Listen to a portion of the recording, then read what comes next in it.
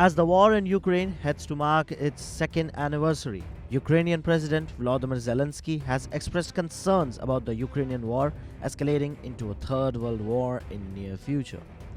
The conditions, if Russian aggression persists without support from Kyiv's Western allies, dominantly from the United States. In an interview with the German state broadcaster, Zelensky warned that any Russian strike on a NATO country can mark the beginning of Third World War. He urged Germany, with its economic influence, to gather more EU support for Ukraine, especially as there is potential for reduced US military aid due to Republican objections and Trump's possible return in 2024.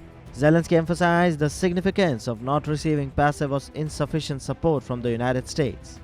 In response to questions about Germany's role if aid after the US diminishes, Zelensky noted that Germany can consolidate the EU due to its economic relationships, asserting that many countries' economy depend on Germany's decisions. He also expressed disappointment in Germany's previous refusal to supply Ukraine with powerful Taurus cruise missiles and suggested that Germany hadn't played the role it should have during the initial occupation of Ukraine, referring to the weaknesses of West's response to Russia's invasion of Crimea in 2014.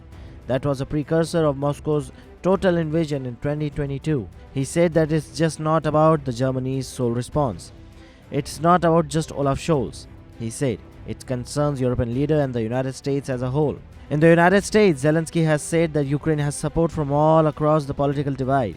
Zelensky says that there are individual Republicans who do not support Ukraine, but the vast majority of Democrats and Republicans do support Ukraine, he added. While the US President Joe Biden has also called for continuous support to Ukraine, a package of aid is facing obstruction in Congress, primarily due to the Republican objection under the influence of Donald Trump.